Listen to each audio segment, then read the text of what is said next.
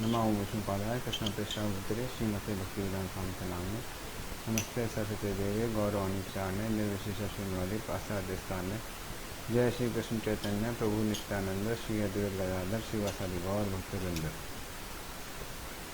हरे कृष्णा हरे कृष्णा कृष्णा कृष्णा हरे हरे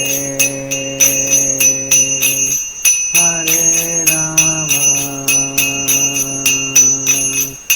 हरे राम राम राम हरे हरे हरे कृष्णा हरे कृष्णा कृष्णा कृष्णा हरे हरे हरे राम हरे राम राम राम हरे हरे हरे कृष्णा हरे कृष्णा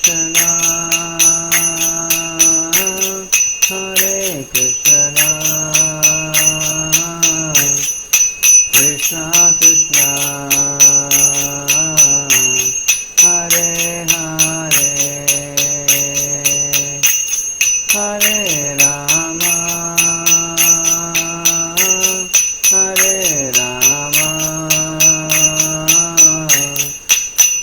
राम राम हरे हरे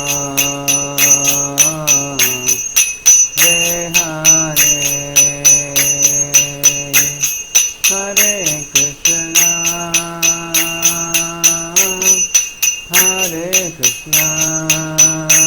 हरे कृष्णा कृष्णा कृष्णा हरे हरे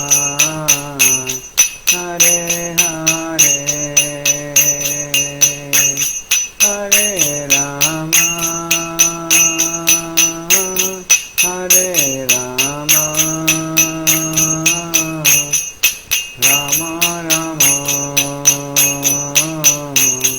हरे हरे हरे कृष्णा कृष्ण कृष्णा हरे हरे हरे राम राम राम हरे हरे हरे कृष्णा कृष्णा कृष्णा हरे हरे हरे राम राम राम हरे हरे हरे कृष्णा कृष्णा कृष्णा हरे हरे हरे राम राम राम हरे हरे हरे कृष्णा हरे कृष्णा कृष्णा कृष्णा हरे हरे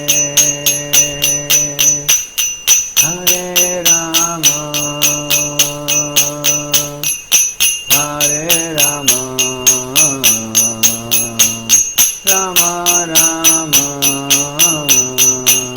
राम हरे हरे हरे कृष्णा हरे कृष्णा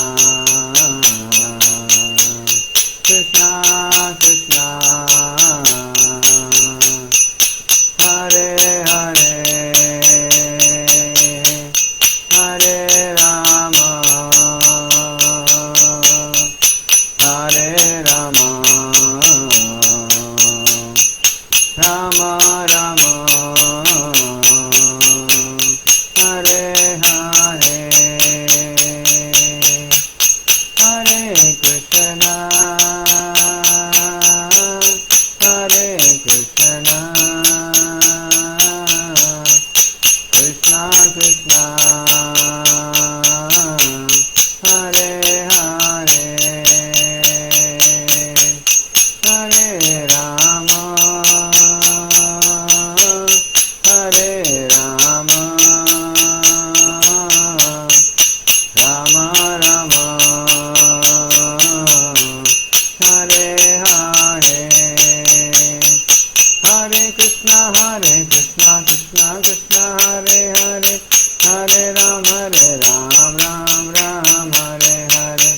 कृष्णा कृष्णा कृष्णा हरे हरे, हरे राम राम राम हरे हरे, हरे कृष्णा कृष्णा कृष्णा हरे हरे, हरे राम राम राम हरे हरे, हरे कृष्णा कृष्णा कृष्णा हरे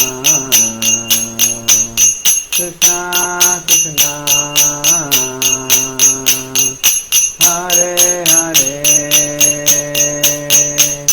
हरे राम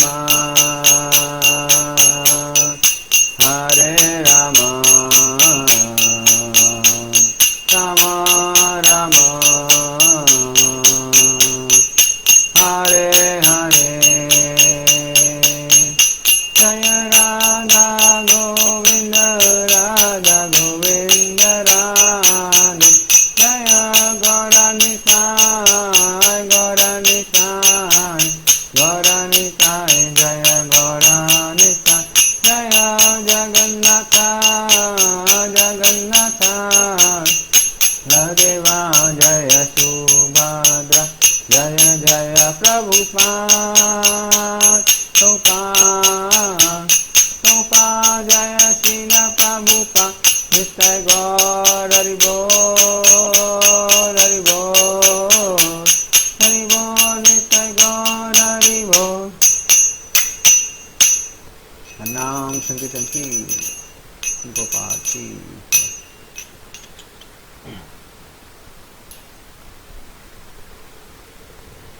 तो हम लोग प्रार्थना करेंगे। ओम अज्ञानतिमिरन्धस्य ज्ञानाञ्जनशलाकया चक्षुरुन्मिलितं येन तस्मै श्रीगुरुवे नमः। श्रीचैतन्यमनोभीष्टं स्थापितं येन भूतले स्वयं रूपकदा मह्यं ददाति स पदान्तिकं। वन्देऽहं श्रीगुरोः श्रीयुतापदकमलं श्रीगुरून् वैष्णवांश्च। श्रीरूपं सागरजातं सहगना रघुनाथान्वितं तं सजीवं साद्वैतं सावधूतं परिजनसहितं कृष्णचैतन्यदेवं श्रीराधाकृष्णपादान् सहगना ललिता श्रीविशाखान्वितांश्च। नमः ॐ विष्णुपादाय कृष्णप्रेष्ठाय भूतले श्रीमते भक्तिवेदान्त स्वामिति नामिने। नमस्ते सरस्वते देवे गौरवाणी प्रचारिणे निर्विशेषा शून्यवादी पाश्चात्यदेशतारिणे। वाञ्छाकल्पतरुभ्यश्च कृपा सिन्धुभ्येव च पतितानां पावनेभ्यो वैष्णवेभ्यो नमो नमः। नमो महावदन्याय कृष्णप्रेमप्रदायते कृष्णाय कृष्णचैतन्य नाम्ने गौरतुसे नमः। हे कृष्णा करुणा सिंधु दीनबंधु जगत्पते गोपसा गोपकांता राधाकांता नमस्ते। तप्त कांचन गौरांगी श्रीराधे वृंदावनेश्वरी वृषभानुसुते देवी प्रणमामि हरिप्रिये। नीलाचल निवासाय नित्याय परमात्मने बलभद्र सुभद्राभ्यां जगन्नाथाय ते नमः। जय श्री कृष्ण चैतन्य प्रभु नित्यानंद श्री अद्वैत गदाधर शिवासादि गौर भक्तवृंद। हरे कृष्णा कृष्णा कृष्णा हरे हरे, हरे राम राम राम हरे हरे। हरे कृष्ण। तो पिछले क्लास में हम लोगों ने भगवत गीता का 5वां अध्याय खत्म कर दिया था, वो पूर्ण हो गया था। और 6वें अध्याय से आज हम चालू करेंगे। तो 6वें अध्याय का जो शीर्षक है वो है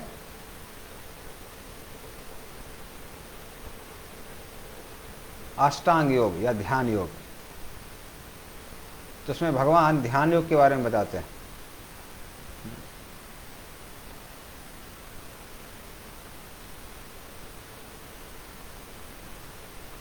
तो हम लोग पहले श्लोक से जाएंगे, आगे बढ़ेंगे।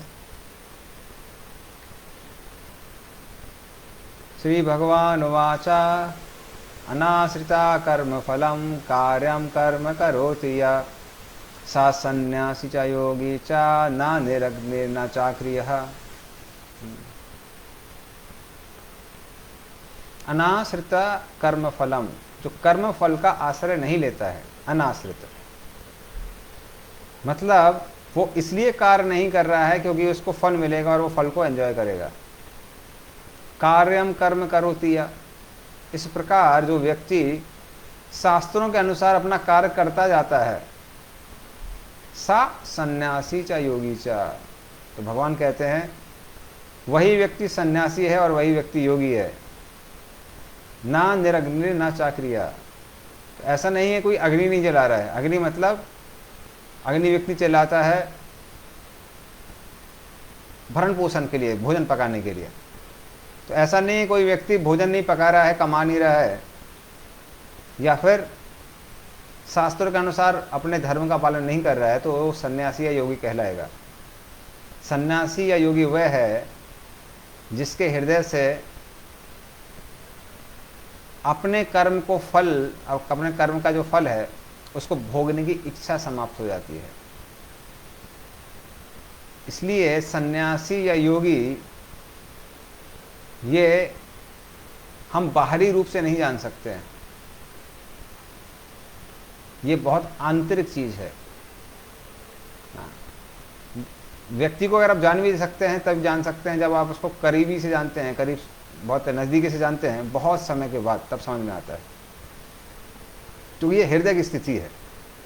तो जो व्यक्ति इंद्रिय तृप्ति की भावना से मुक्त है उसको सन्यासी या योगी कहा जाता है। वो व्यक्ति नहीं जिसने सिर्फ गेरुए वस्त्र धारण किए हैं या फिर एक छोटा सा गमछा पहन के यहाँ वहाँ घूमता रहता है, उसको सन्यासी या योगी नहीं कहते हैं। या फिर जो मृगशाला पहन के यहाँ वहाँ घूमता है, या फिर जो हिमालय में रहते हैं, मात्र उनको हम योगी नहीं कह सकते। तो सन्यास और योग ये सब हृदय की बात है। तो ये अंदर से समझ में आता है, बाहर से समझ में नहीं आता है। और फिर भगवान बताते हैं, आगे बोलते हैं, इसी लाइन में आगे बोलते हैं, यम संन्यासमिति प्राहुर योगम तम विद्धि पांडवा ना ही असन्यस्त संकल्पो योगी भवति कश्चन।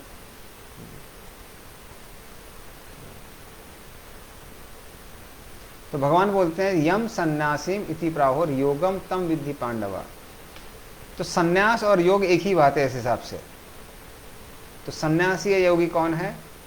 वह व्यक्ति जिसका हृदय एकदम साफ हो गया है और उसने अपने आप को भगवान से जोड़ लिया है, उसको सन्यासी कहते हैं या फिर योगी कहते हैं। योग अर्थात भगवान से जोड़ना, सन्यास अर्थात इस संसार के भोग युक्त वस्तुओं का त्याग कर देना, मतलब उनकी इच्छा ना होना। तो दोनों चीजें एक साथ चलती हैं। जैसे जैसे हमारा भगवान से जुड़ाव बढ़ता है वैसे वैसे हृदय संतुष्ट हो जाता है, और जैसे जैसे हृदय संतुष्ट होता है इस संसार के भोगों को भोगने की प्रति जो हमारी इच्छा होती है वो खत्म हो जाती है या फिर कम होने लगती है। तो श्रीमद् भागवतम में एक श्लोक आता है उसके बारे में, भक्ति परेशान अनुभव विरक्तिर अन्यत्र चायसा त्रिकेक कालः प्रपद्य मानस यथा स्नासुर तुष्टि पुष्टि सुध अपायो अनुभासम। तो भक्ति पर ईश अनुभव, तो भक्ति मतलब जो हम लोग श्रवण कीर्तन कर रहे हैं, जैसे आप अभी भगवत गीता के बारे में सुन रहे हैं, मैं बोल रहा हूँ, या फिर हम जप करते हैं भगवान के नाम का, तो सबको भक्ति कहते हैं। और पर ईश अनुभव, पर ईश अनुभव का मतलब क्या है? भगवान को अनुभव करना। तो ऐसा नहीं है कि भक्ति करते ही तुरंत भगवान सामने दिखने लगते हैं, लेकिन धीरे धीरे करके क्या होता है, भगवान का जो अनुभव है वो बढ़ता जाता है। तो हमारे यहाँ भी जो ब्रह्मचारी हैं, ऐसा नहीं है सबने भगवान के दर्शन किए हैं, किंतु भगवान का जो हाथ है वो अपने जीवन में हमको धीरे धीरे करके और अच्छी तरीके से दिखने लगता है। उसको बोलते हैं पर ईश अनुभव, मतलब भगवान का अनुभव। और विरक्ति, विरक्ति मतलब संसार से विरक्ति। तो सिर्फ बाहरी रूप से नहीं कि ऐसा सिर्फ गेरु वस्त्र धारण कर लिया है, पर वाकई में हृदय से विरक्ति। तो त्रिक एक कालहा, ये तीनों के तीनों एक साथ आते हैं। मतलब भगवान की भक्ति करने में रुचि, दूसरी चीज भगवान का अनुभव कि कैसे भगवान हमारे जीवन में कार्य कर रहे हैं, और इस संसार से विरक्ति। तो ये तीनों के तीनों एक साथ आते हैं। और उसका उदाहरण क्या क्या दिया गया है? प्रपद्यमानस यथा स्नास्नस्युर तुष्टि पुष्टि सुदपायो अनुघासम। तो जैसे व्यक्ति जब भूखा होता है और भोजन करता है तो क्या होता है, तीन चीजें एक साथ होती हैं। तुष्टि, तुष्टि मतलब हृदय धीरे धीरे करके संतुष्ट होने लगता है। तो उसकी तुलना किससे की गई है? उसकी तुलना की गई है भक्ति में की प्रति आकर्षण से। तो जैसे व्यक्ति जब भोजन करता है तो एक और खाने से भले संतुष्टि ना मिले, पर कुछ हद तक खाता है तो धीरे धीरे करके संतुष्टि बढ़ने लगती है। उसी तरह के तरीके से जब हम भक्ति का प्रारंभ करते हैं, भले उतना अनुभव ना हो, धीरे धीरे करके जब कुछ साल बीत जाते हैं तो भक्ति का अनुभव बढ़ने लगता है और भक्ति की ओर आकर्षण बढ़ने लगता है, तो तुष्टि, संतुष्टि होने लगती है। दूसरा है पुष्टि। पुष्टि मतलब हृदय पुष्ट होने लगता है। जो शरीर होता है, शरीर कैसा होने लगता है? हर्ष पुष्ट होने लगता है, शक्ति मिलती है शरीर को, तो पुष्टि। उसकी तुलना की गई है पर ईश अनुभव, मतलब भगवान का जो हाथ अपने जीवन में देखने लगता है। तो भले ही व्यक्ति दूसरे को ना बोल पाए, लेकिन उसको समझ में आता कि नहीं, भगवान है, हमारी प्रार्थना सुनते हैं, वो हमारे जीवन में चीज़ों को यहाँ से वहाँ कर रहे हैं हमारे अच्छे के लिए, तो वो हाथ दिखने लगता है, पर ईश अनुभव। और शुद्ध अपायो, शुद्ध अपायो मतलब जो शुद्ध है या फिर भूख है, वो भूख धीरे धीरे करके क्या होने लगती है? खत्म होने लगती है, जैसे जैसे हम लोग भोजन करते हैं। तो उसी तरह से संसार की जो भूख है ना, अलग अलग चीजें,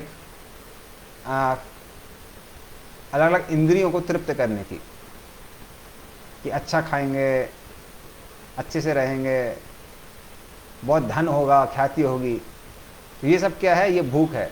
तो ये भूख भी कैसे होने लगती है? समाप्त होने लगती है।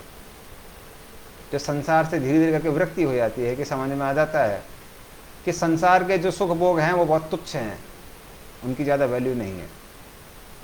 तो ये सबके साथ एक साथ कैसे होते हैं? भक्ति करने से। तो वो भगवान यहाँ बता रहे हैं, ऐसे व्यक्ति को हम सन्यासी या फिर योगी कहते हैं। ना ही असन्यस्त संकल्पो योगी भवति कश्चन।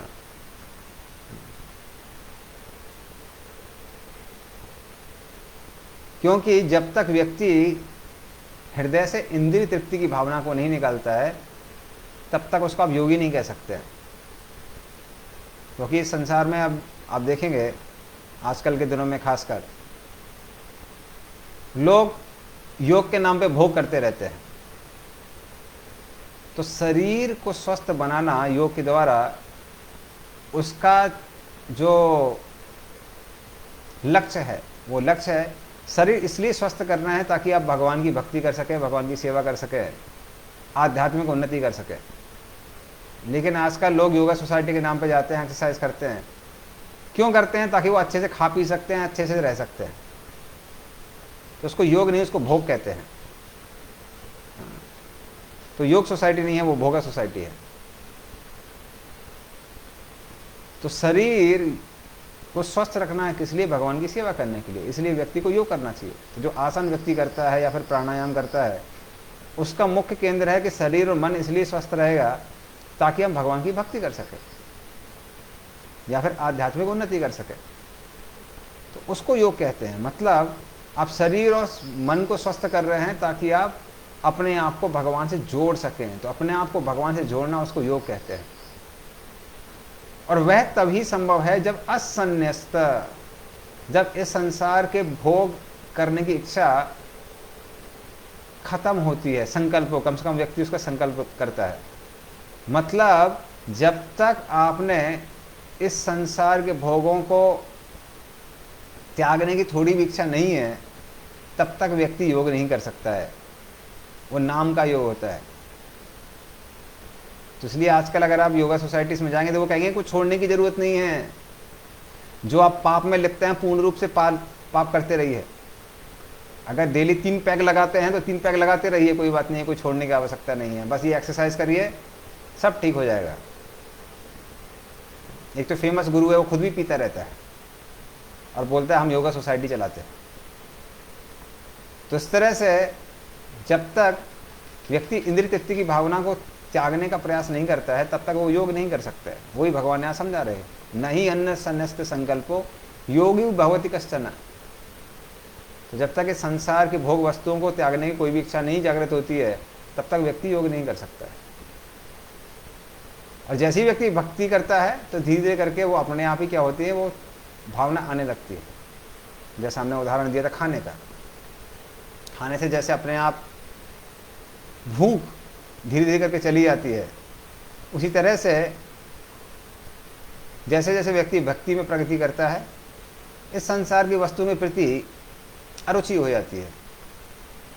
लेकिन फिर व्यक्ति अपना धर्म कैसे करता है, वो धर्म की तरह ही करता है, भगवान को प्रसन्न करने के लिए करता है कि हाँ मुझे अभी भी अपनी ड्यूटी करनी है, हाँ जो भी कंपनी में जाना है या फिर अपनी दुकान में जाना है,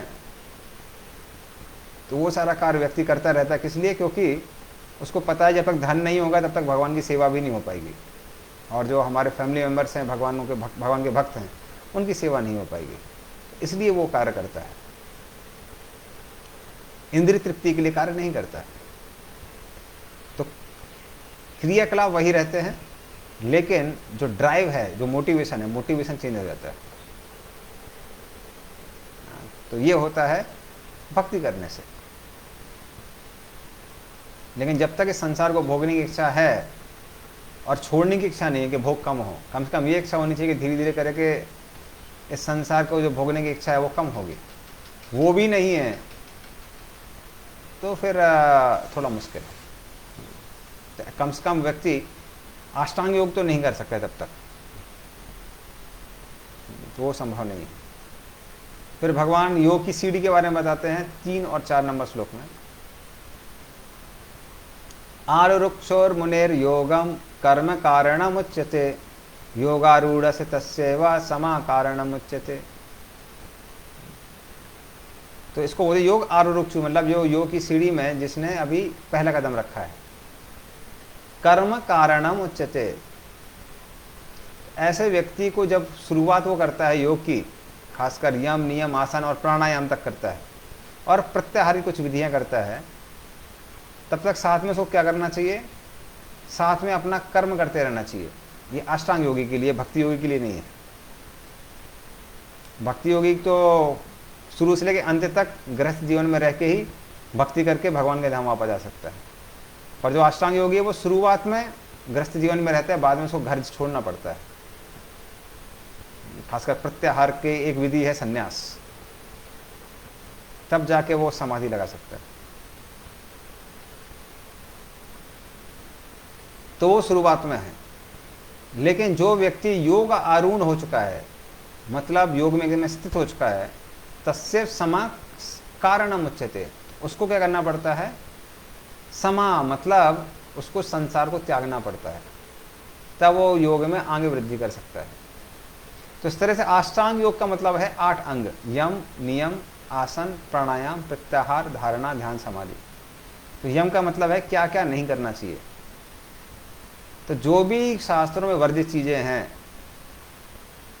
हाँ, मांसाहार करना, मदिरा पान करना, अवैध स्त्री से संबंध करना, जुआ खेलना, चोरी चकारी करना, तो ये सारी चीजें व्यक्ति को छोड़ना चाहिए, इसको यम कहते हैं। और नियम, नियम मतलब डूज, क्या क्या करना चाहिए। तो यज्ञ करना, दान करना, तप करना, भगवान का नाम लेना, ये सब क्या है, नियम है। तो ये योग की पहली सीढ़ी है जो व्यक्ति को मनुष्य की श्रेणी में लाते हैं। तो आजकल लोग ऐसे हैं कि आप फोटो में देखेंगे ध्यान कर रहे हैं और पर्सनल जीवन में सारे पाप करते रहते हैं, पाप में लिप्त रहते हैं। तो कलकत्ता में आप देखेंगे बहुत सारे लोग हैं जिनके ऐसे फोटो बनी रहती है कि योग में बैठे हुए हैं, पर्सनल जीवन में वो मांस का भक्षण कर रहे हैं, मांस भी खाते हैं, मदिरा भी पीते हैं और अपने आप को योगी कहलाते हैं, कहते हैं कि हम योगी हैं और योग का प्रचार करते रहते हैं और कहते हैं कि कुछ छोड़ने की आवश्यकता नहीं है आपको भी, आप बिना ये सब छोड़े हुए आप योग कर सकते हैं। तो भगवान यहाँ बता रहे हैं कि नहीं, वो संभव नहीं है। पहली 2 सीढ़ी है यम नियम, पाप को छोड़ना पड़ेगा। तब तक आप अष्टांग योग में, जो कि लोग करते हैं, तब तक लाभ नहीं होगा। और फिर आसन, तो अलग अलग आसन करने से क्या होता है, शरीर मजबूत होता है, व्यक्ति लंबे समय तक एक स्थान पर बैठ सकता है और अलग अलग बीमारियों से मुक्त रह सकता है, विषम परिस्थितियों में भी शरीर को स्वस्थ रख सकता है। ये आसन से होता है। फिर प्राणायाम, प्राणायाम से मन शांत रहता है। तो ये सारी जो चीजें हैं, ये किसके साथ कर सकते हैं, योग आरूढ़ के साथ कर सकते हैं, जो शुरुआती है। तो ये गृहस्थ जीवन में रहते हुए भी व्यक्ति समय निकाल के कर सकता है। लेकिन आगे जो है प्रत्याहार, अब धीरे धीरे करके भोजन कम करना पड़ता है, मन में जो विचार आ रहे हैं उनको कम करना पड़ता है। ये सारी प्रत्याहार की विधियां हैं। तो कुछ समय बाद व्यक्ति को संन्यास लेना पड़ता है। क्यों लेना पड़ता है? क्योंकि आप तपस्या घर में नहीं कर सकते हैं। अगर आप भोजन कम करेंगे तो पत्नी बोलेगी या फिर पति बोलेगा कि ना भोजन क्यों कम कर रहे हो भाई, गुस्सा हो गया, नाराज हो गया। तो घर में ये सब करना बहुत मुश्किल है। फिर व्यक्ति को क्या करना पड़ता है, संन्यास लेना पड़ता है, प्रत्याहार। उसके बाद जब हृदय पूर्ण रूप से शुद्ध हो जाता है, तब व्यक्ति धारणा, ध्यान, समाधि कर सकता है, भगवान पे ध्यान कर सकता है। जब तक हृदय पवित्र नहीं है तब तक व्यक्ति ब्रह्म पे, परमात्मा पे या भगवान पे ध्यान नहीं कर सकता है। क्योंकि जैसे ही आप आंख बंद करके ध्यान करने का प्रयास करेंगे, कभी तमोगुण भारी होगा, तमोगुण भारी होगा तो नींद आ जाएगी। तो बहुत सारे लोग हैं आंख बंद करके बैठ के उनको सिद्धि प्राप्त हो जाती है कि बैठे बैठे सोते रहते हैं घंटों घंटों तक। दूसरे को लगता है कि ये योग कर रहा है, पर योग नहीं, वो ये निद्रा में है, योग निद्रा में है, तो सो रहे हैं। तो इस तरह से ध्यान करना बहुत मुश्किल है जब खासकर तमोगुण ज़्यादा होता है।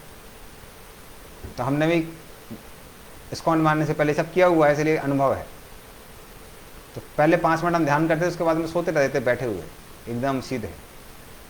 और घर वालों को लगता था कि अरे भाई बड़ा ध्यान कर रहा है। तो आधे घंटे में 5 मिनट ही ध्यान होता था, बाकी 25 मिनट निद्रा चलती थी। तो तमोगुण का जब प्रभाव बढ़ता है, जब रजोगुण का प्रभाव पड़ता है, तो उसकी वजह से हृदय में क्या होता है, अलग अलग इंद्रिय तृप्ति की भावनाएं आती हैं, वहीं ध्यान जाता है। व्यक्ति आंख बंद करके बैठता है और क्या क्या भोग करना है, पर स्त्री संबंध की भावनाएं लोगों के मन में आती हैं। ऑफिस में क्या क्या झगड़ा हुआ है, घर में क्या क्या झगड़ा चल रहा है, वो सारी चीजें मन में आती हैं। तो ध्यान नहीं होता है वो। तो धारणा, ध्यान, जो समाधि है, वो तभी संभव है जब हृदय साफ है। वरना जितना ज्यादा विषय वस्तु पर ध्यान करेंगे, हम पहले भी 2nd चैप्टर में पढ़ चुके हैं, 2रे चैप्टर में और 3रे चैप्टर में, कि उन चीजों पर अगर आप ध्यान करेंगे तो क्या होगा, काम की भावना बढ़ेगी, काम की भावना कम नहीं होगी। तो प्रमोशन चाहिए, धन चाहिए, लंबी गाड़ी चाहिए, इनकी ओर बार बार व्यक्ति का ध्यान जाता है। और जितना वो उस पर ध्यान करता रहता है, तो दूसरे अध्याय के अंत में जो श्लोक दिए हुए हैं, ध्यायते वैसे पुंसाम संग से तो उपजाते संगा संजाते काम, हाँ, काम बढ़ जाता है हृदय में। विषय वस्तुओं को भोगने की जो इच्छा है वो और भी प्रबल हो जाती है। तो ये सारा ध्यान, धारणा कुछ काम नहीं करता है। ये तभी काम करता है जब व्यक्ति के हृदय कैसा है, पूर्ण रूप से साफ है। तो धारणा, ध्यान, समाधि, तो ये संभव है जब व्यक्ति संन्यास ले लेता है, अन्यथा संभव नहीं है। और संन्यास तभी ले सकता है जब हृदय शुद्ध है। तो जैसे हमने पहले बताया कि मात्र गेरुए वस्त्र पहनने से व्यक्ति सन्यासी नहीं हो जाता, या फिर गमछा पहन के घूमने से या फिर नंगा घूमने से व्यक्ति सन्यासी नहीं हो जाता है। सन्यास मतलब यहाँ जो बताया वो है हृदय की शुद्धि। तब हृदय में कुछ भी संसार में भोगने की इच्छा नहीं रह जाती है, तब व्यक्ति सन्यासी होता है। तो ऐसा व्यक्ति वन में जाने के लायक बनता है। हाँ, और फिर वो धारणा, ध्यान, समाधि में बैठ सकता है। अन्यथा लोग नौटंकी करते हैं जब दिखाते हैं कि वो ध्यान कर रहे हैं। तो भारत में एक बहुत बड़ा योग गुरु हैं, वो कहते हैं कि ध्यान करो। तो उनके एक स्टूडेंट ने पूछा कि अरे आप जब भी ध्यान करने को बोलते हैं,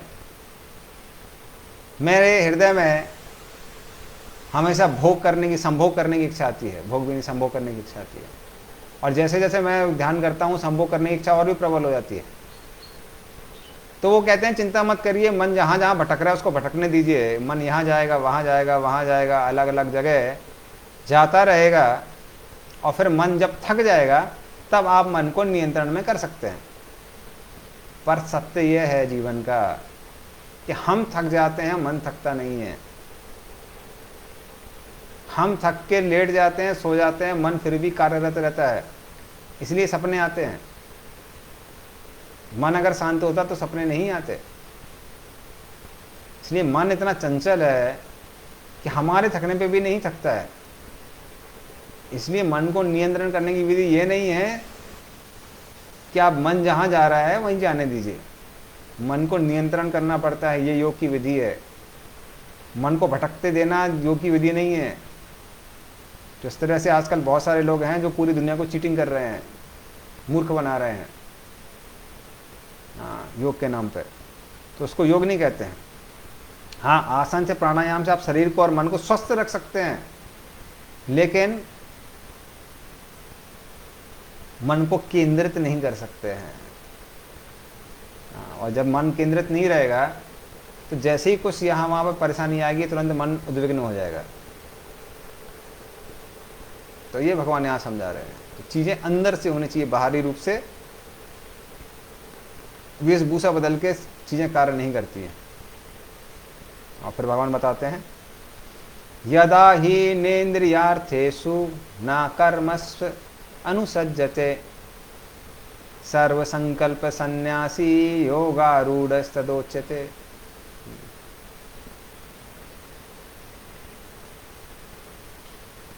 तो योग आरूढ़ किसको कहते हैं? वो सन्यासी कौन है जो वन में जाने के लायक है? ये भगवान यहां समझा रहे हैं। यदा ही ना इंद्रिया अर्थेषु, इंद्रिय अर्थेषु मतलब वो इंद्रिय तृप्ति की भावना मन में नहीं रखता है। उसके मन में ये नहीं करता है कि चलिए यहाँ खाते हैं, वहाँ खाते हैं, यहाँ घूमते हैं, वहाँ घूमते हैं।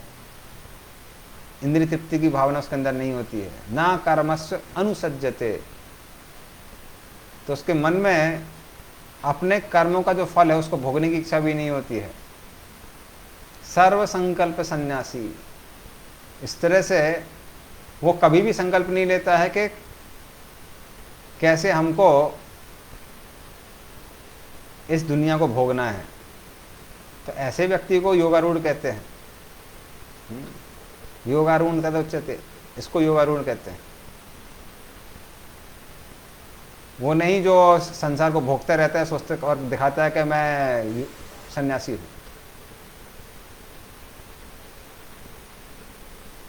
कई लोग तो हैं, जैसे हमने बताया, वो तो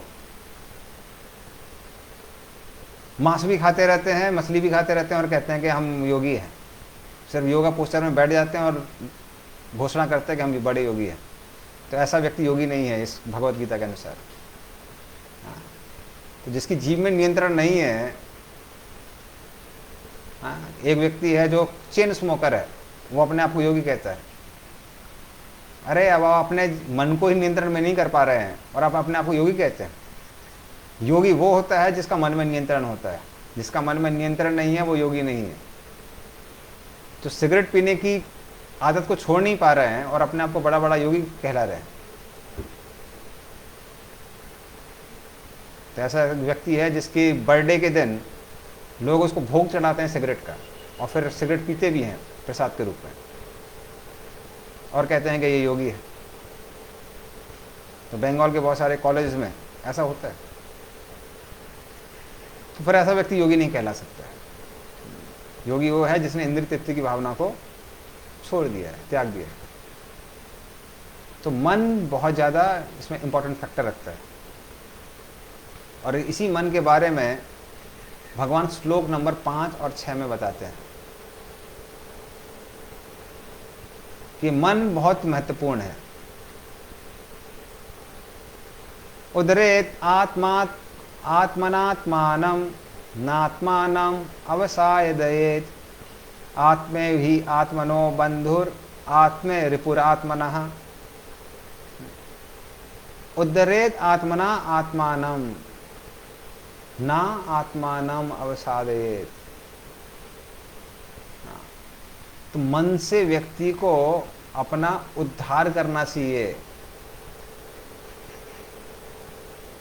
ना आत्मन अवसादयेत्, अपने आप को पतन के मार्ग में नहीं लेके जाना चाहिए। मन के द्वारा क्या करना चाहिए? अपने आप को उसका उद्धार करना चाहिए अपना। तो कौन व्यक्ति उद्धार कर सकता है? आत्मे ही आत्मनो बंधुर। तो यदि मन नियंत्रण में है तो वो क्या करेगा? आपका उद्धार करेगा। तो आत्मे ही आत्मनो बंधु। तो जब मन बंधु की तरह या फिर अपने फ्रेंड की तरह काम करता है तो वो क्या करता है? उद्धार करता है। लेकिन आत्मे रिपुर आत्मना, रिपुर मतलब दुश्मन की तरह। जब मन दुश्मन की तरह कार्य करता है तो व्यक्ति को क्या करता है? पतन के मार्ग में लेके जाता है। तो इसलिए मन बहुत शक्तिशाली है। यदि मित्र की तरह काम कर रहा है तो आपका उद्धार करेगा, शत्रु की तरह काम कर रहा है तो आपको पतन के मार्ग में लेकर जाएगा। तो इस तरह से मन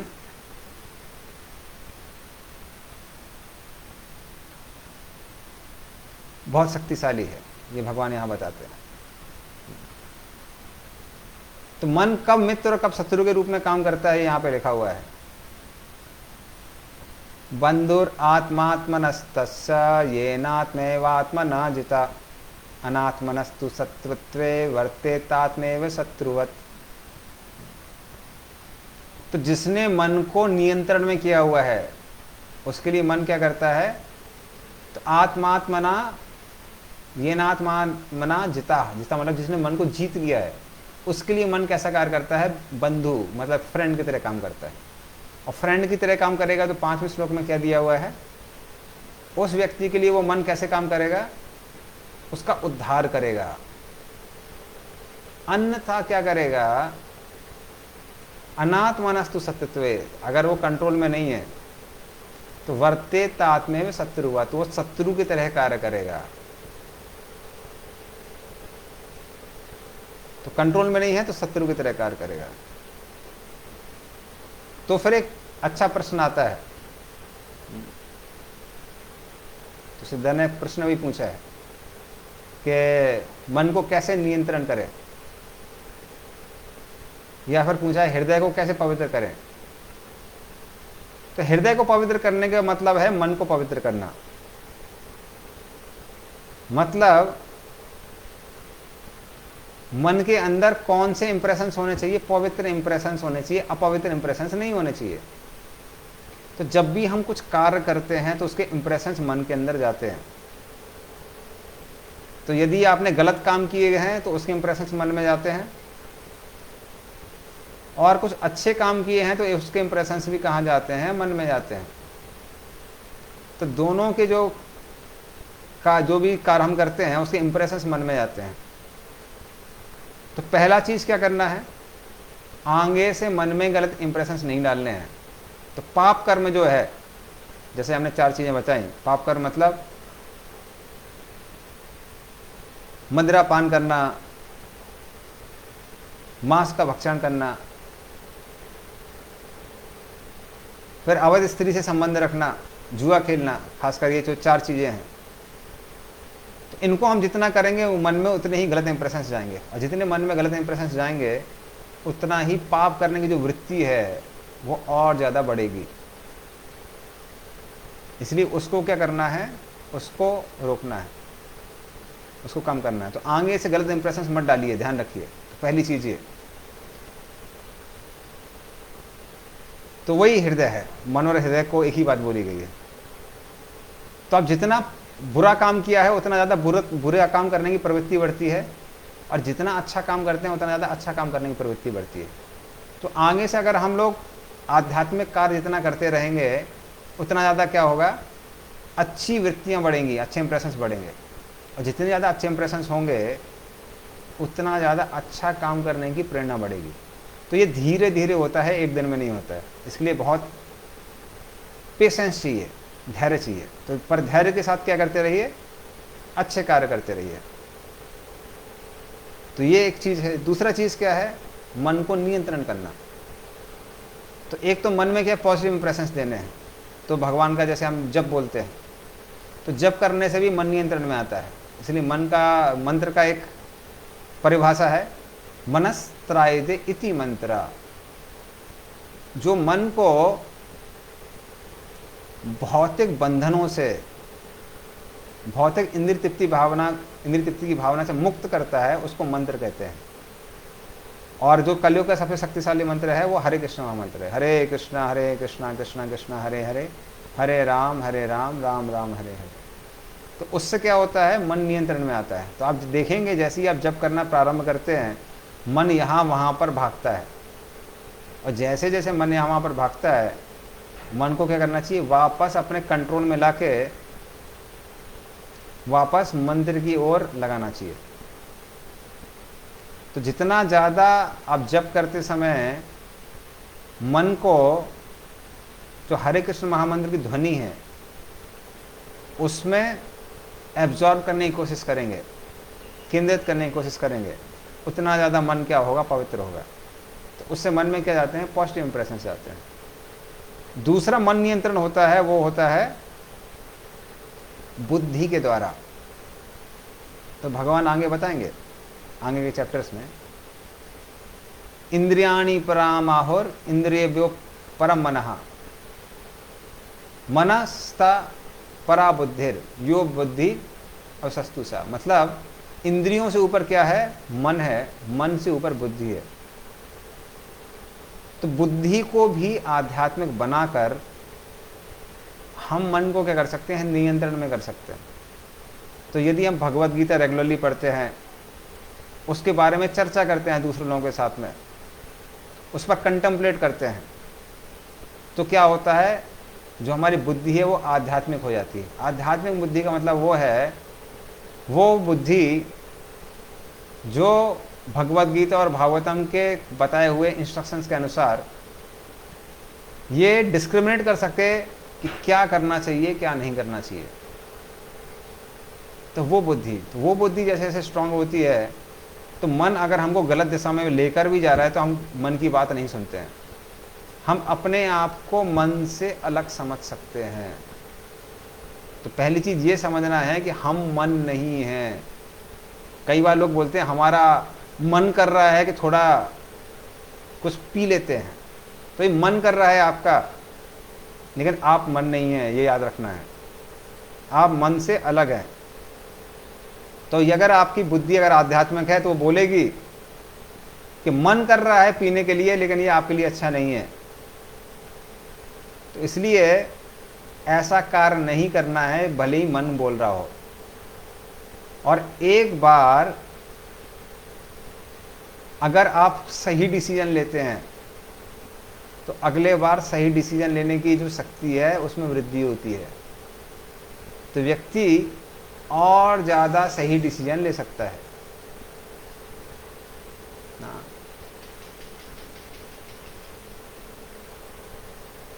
तो इस तरह से सही कार्य करने की क्षमता बढ़ती है जब हम लोग भगवान के नाम का जप लेते हैं, जप करते हैं, और गीता भागवतम को पढ़ के अपने बुद्धि को क्या करते हैं, आध्यात्मिक बनाते हैं। तो ये तरीके हैं। तो अभी हम आगे कुछ और लेंगे, 3 और श्लोक, उसके बाद में जो भी प्रश्न उत्तर हैं, आपके प्रश्न हैं उसके उत्तर देंगे। तो ये तरीका है मन को मित्र बनाने का।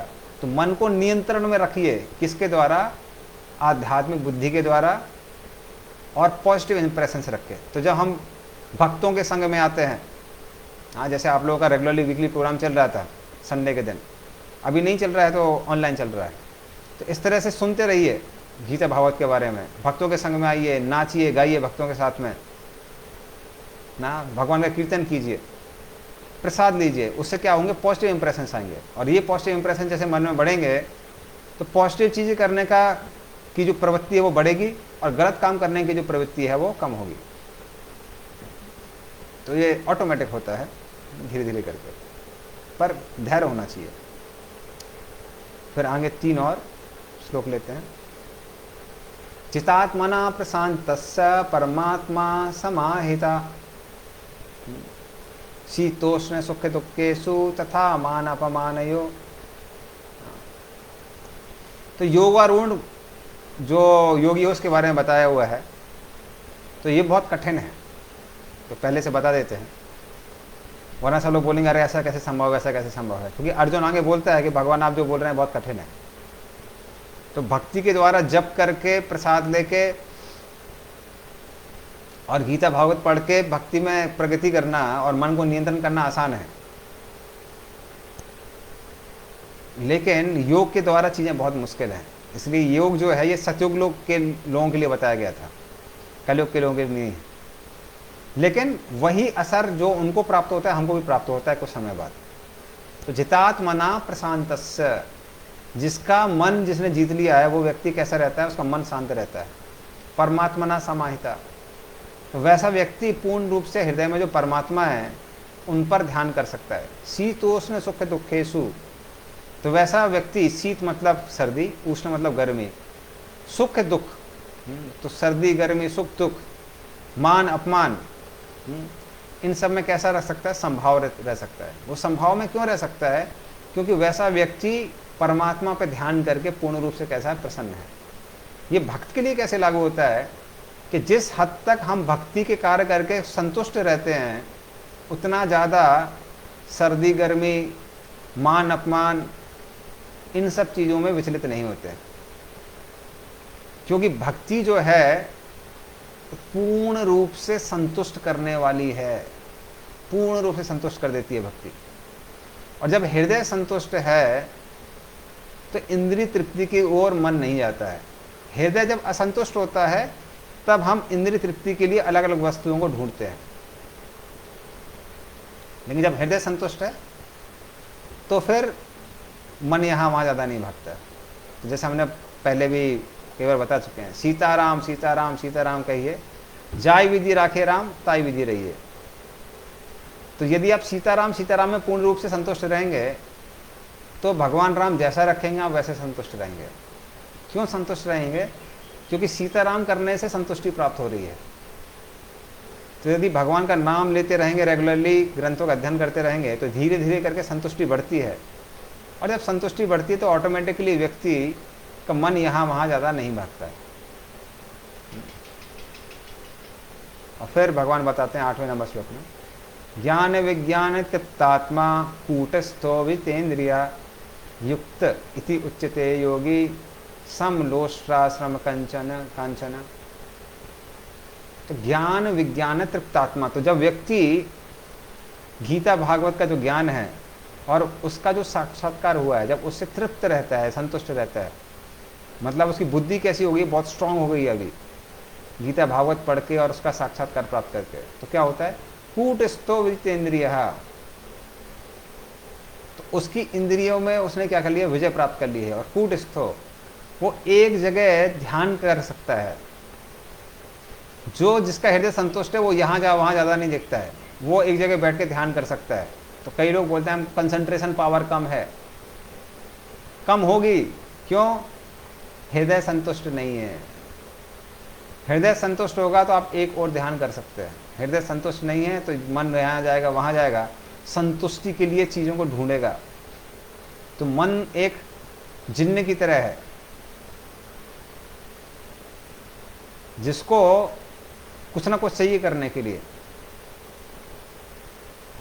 तो वो अगर भक्ति में रत रहता है तो शांत रहता है, नहीं रहता है तो फिर कुछ और ढूंढेगा यहाँ वहाँ पे। युक्त इते उच्यते योगी सम लोष्टा सम कंचना। तो इस तरह से जो आत्म साक्षात्कार को जिसने प्राप्त किया है योगी, युक्त मतलब भगवान से जुड़ा हुआ है, तो सम लोष्टा सम कंचना, तो उसके सामने लोष्ट मतलब कंकड़ पत्थर हैं, लोष्ट और असम मतलब कंकड़ पत्थर हैं, या फिर उसके सामने सोने को रख दिया जाए, वो सबको समान दृष्टि से दिखता है। क्यों देखता है, मतलब वो देखता है क्या इसका उपयोग आध्यात्मिक प्रगति में हो सकता है, नहीं हो सकता है तो उस पर ध्यान नहीं देता है। तो भक्तों के लिए अगर उनके सामने रखा जाए तो वो सोने को रख के क्या करेंगे, खुद नहीं पहनेंगे, भगवान के लिए मुकुट बना देंगे या फिर भगवान को पहनाएंगे। तो भगवान को संतुष्ट करने के लिए वो उठा सकते हैं। और यदि भगवान के लिए उपयोग में नहीं आता है तो उनका कुछ लेना देना नहीं उससे। हाँ, तो इस तरह से व्यक्ति, क्योंकि अब उसको संतुष्टि प्राप्त होने लगती है आध्यात्मिक प्रगति से, तो फिर वो यहाँ वहाँ ज़्यादा नहीं दिखता है। सुहिन मित्रारि उदासीना मध्यस्थ द्वेष बंधुषु साधुषु अपि च पापेषु समबुद्धिर्विशिष्यते। तो सुहिन मित्रारि उदासीना, तो कोई उसका मित्र है और अरि मतलब शत्रु है, वो उदासीन रहता है, उनको एक ही तरीके से दिखता है। क्योंकि उसको पता है जनरली हम लोग संसार में मित्र और शत्रु बनाते हैं इंद्रिय तृप्ति के आधार पर। अगर मुझे गुलाब जामुन बहुत पसंद है तो जो गुलाब जामुन दे रहा है वो मेरा मित्र है, और मैं गुलाब जामुन खाने जा रहा हूँ, कोई बीच में छीन के खा लेता है खुद, तो वो कौन बन जाता है, शत्रु बन जाता है। जो मेरा प्रमोशन में हेल्प कर रहा है वो मेरा मित्र है, जो प्रमोशन रोक रहा है वो कैसा बन जाता है, शत्रु बन जाता है। तो इस तरह से हम इस संसार में मित्र और शत्रु बनाते हैं। लेकिन जब व्यक्ति आंतरिक रूप से संतुष्ट होता है और वो इंद्रिय तृप्ति पे निर्भर नहीं होता है अपनी संतुष्टि के लिए, तो वैसा व्यक्ति शत्रु और मित्र को समान भाव से देखता है। तो भले कोई शत्रु है, मित्र है, मध्यस्थ है, मतलब बीच में निगोशिएट करने वाला है, मीडिएटर है, कोई द्वेषी है जो आपसे ईर्ष्या करता है सबको, और या कोई बंधु है जो आपका पूर्ण रूप से हितैषी है, तो वो किसको देखता है, वो समान दृष्टि से देखता है। साधुषु अपि च पापेषु, कोई साधु है, पापी है, सबको समान दृष्टि से देखता है। तो ऐसा व्यक्ति सम बुद्धिर्विशिष्यते, उसको कहते हैं कि उस व्यक्ति की जो बुद्धि है वो कैसी है, समान है। तो आर्टिफिशियली ये करना बहुत मुश्किल है। तो ये भी योगी जो बहुत एडवांस है वो करते हैं, पर उनके लिए भी बहुत मुश्किल होता है, और हम कलयुगवासियों के लिए तो और भी मुश्किल है ये। पर ये नेचुरली कब होता है, जब हम भगवान का जप करते रहते हैं, गीता भागवत का पठन करते रहते हैं, पठन पाठन। तो जितना ज़्यादा हम भगवान का नाम जप करेंगे, जितना ज़्यादा गीता भागवत का पठन पाठन करेंगे, उतना ज़्यादा हृदय संतुष्ट रहेगा, और जितना ज़्यादा हृदय संतुष्ट रहेगा उतना संसार के ऊपर नीचे जो लहरें जाती रहती हैं सुख दुख की, उनसे हम प्रभावित नहीं होंगे।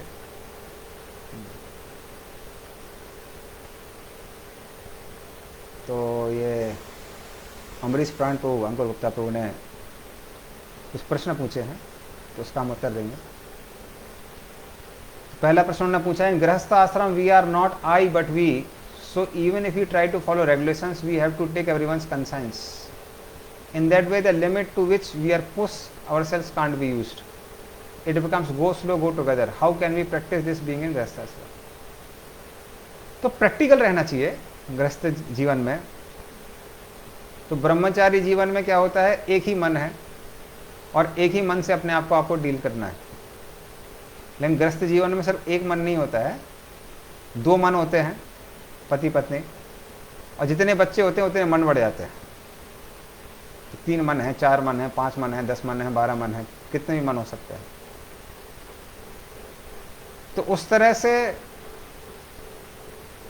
व्यक्ति को सिर्फ अपने बारे में नहीं सोच सकता है व्यक्ति, उसको बाकी लोगों के बारे में भी सोचना पड़ता है। और वैसे अगर इस्कॉन में देखा जाए तो ब्रह्मचारी को ये सब करना ही पड़ता है, क्योंकि वो सिर्फ अपने बारे में नहीं सोच सकता है, वो और लोगों के बारे में सोचता है, इसलिए प्रचार करता है। जैसा भी मैं गीता भागवत की क्लास क्यों दे रहा हूँ, इसलिए दे रहा हूँ कि बाकी लोग भी भक्ति को ग्रहण कर सकें। तो ये जो प्रिंसिपल है सबको साथ लेने का, वो उसका पालन करना पड़ता है, और उसके लिए कभी कभी त्याग भी करना पड़ता है। तो इसलिए चीज़ें स्लो चलती हैं, ये सही है। तो गो स्लो गो टुगेदर। और उसी में ध्यान रखना चाहिए कि जितना हो सके अपने चेतना को ऊपर उठाएं और बाकी लोगों की चेतना को भी उठाएं। इसलिए गृहस्थ जीवन में एक बहुत महत्वपूर्ण चीज है, वो है साधुओं का संग। साधुओं और भक्तों के संग में निरंतर रहना चाहिए, अन्यथा व्यक्ति ऑटोमेटिकली नीचे की तरफ जाता है। तो होना कैसे चाहिए? होना ऐसा चाहिए कि जो गुरु है या साधु है वो भगवान से अटैच है। तो भगवान किसकी तरह है? इंजन की तरह है ट्रेन में। और भगवान कहाँ जा रहे हैं? भगवान वैसे भी, भगवान कभी नीचे की ओर नहीं देखते, ऊपर की ओर ही देखते हैं। तो भगवान हमारा लक्ष्य है, तो इंजन की तरह वो आगे जाते रहते हैं। और गुरु और जो साधु हैं, जो असली गुरु और साधु होते हैं, वो भगवान के भजन में मग्न रहते हैं। तो वो भगवान से कैसे होते हैं? अटैच होते हैं। फिर उनके जो पीछे लोग हैं वो उनसे अटैच होते हैं, फिर वो उनसे अटैच होते हैं। तो यदि हम आगे जाने वाली बोगी की तरफ अटैच है, भगवान के भक्तों से और साधुओं से अगर अटैच हैं, तो ऑटोमेटिकली हमारी बोगी भी कहाँ जाएगी? वो सामने की ओर जाएगी, सही दिशा में जाएगी। लेकिन अगर अपने आप को उनसे तोड़ लिया है तो क्या होगा? फिर गाड़ी नहीं बढ़ेगी, गाड़ी वहीं की वहीं रह जाएगी। बल्कि उल्टा भी हो जाता है। एक कलयुग में इंजन है जो उल्टी ओर चलता है। वो उल्टा इंजन क्या है? वो अभक्तों का संग। तो अगर अभक्तों के संग में हम रहेंगे तो वो नरक की ओर जा रहे हैं। तो वो आपको बोल रहे हैं निरंतर, अरे दारू पियो यार, क्या प्रॉब्लम है? किसने देखा है कि मरने के बाद में क्या होने वाला है? अभी तो मजा आ रहा है।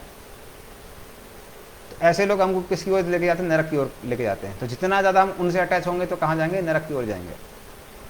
इसलिए अगर हम साधु संग में रहते हैं तो हमारी उन्नति होगी, और फिर जो हमारे परिवारजन हैं जो हमको फॉलो करते हैं, तो वो हमसे अटैच हैं, तो उनकी भी उन्नति होगी। तो पहले वैदिक काल में होता क्या था कि 5 साल में व्यक्ति गुरुकुल में जाता था, 5 साल की उम्र में 25 साल तक वहाँ रहता था, तो गुरु से अटैच हो जाता था। तो गुरु कहाँ जा रहा है? आध्यात्मिक दिशा में। तो जो लड़का है, जो घर का मुखिया है, वो कहाँ जा रहा है? वो गुरु से अटैच है, इसलिए गुरु आध्यात्मिक दिशा में जा रहा है, वो भी आध्यात्मिक दिशा में जाता था। फिर जो घर की जो स्त्री होती है वो पति को फॉलो करती थी, तो वो कहाँ जाती थी? आध्यात्मिक दिशा में। बच्चे माँ को फॉलो करते थे, कहाँ जाते थे? आध्यात्मिक दिशा में। तो इस तरह से पूरा परिवार कहाँ जाता था? आध्यात्मिक दिशा में। लेकिन अभी क्या हो जाता है? उल्टा हो जाता है। उल्टा क्या होता है? बच्चे बोलते हैं कि हमको इंद्रिय तृप्ति करनी है, यहाँ जाना है, वहाँ जाना है, मॉल में जाना है, ये करना है, वो घूमना है। तो मॉल में जाना बुरा नहीं है, लेकिन गलत कामों में भी कई बार उनकी रुचि होती है बच्चों की। और पत्नी को कि बच्चों से अटैच है तो वो भी कहती है कि हाँ हाँ तुम भी करो, हम भी करेंगे। और पति पत्नी से अटैच होता है, इसलिए वो भी रॉन्ग डायरेक्शन में जाता है। तो कलयुग में कई बार जो ट्रेन है वो उल्टी डायरेक्शन में चलती है। इसलिए महत्वपूर्ण चीज़ क्या है? भक्तों के संग में रहना चाहिए जितना हो सके। तो ये इंटेलिजेंस वाली बात है। गृहस्थ आश्रम का एक गोल्डन रूल है, वो है बैलेंस।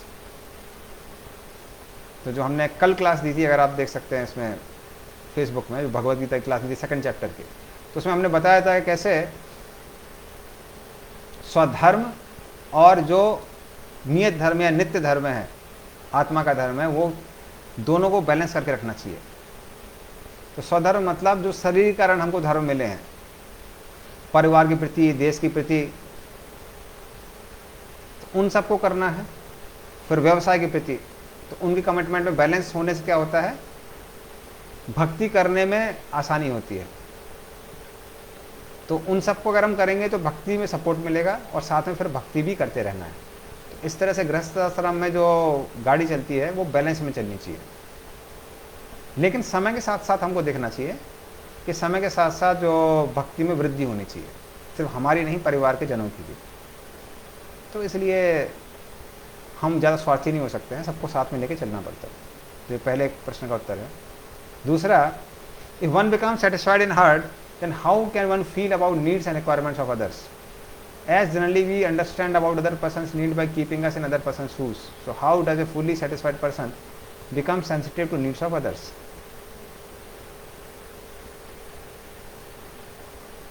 तो जब व्यक्ति का हृदय भक्ति के द्वारा और नरम होता है, तो वो व्यक्ति दूसरे के प्रति और भी ज़्यादा सेंसिटिव हो जाता है।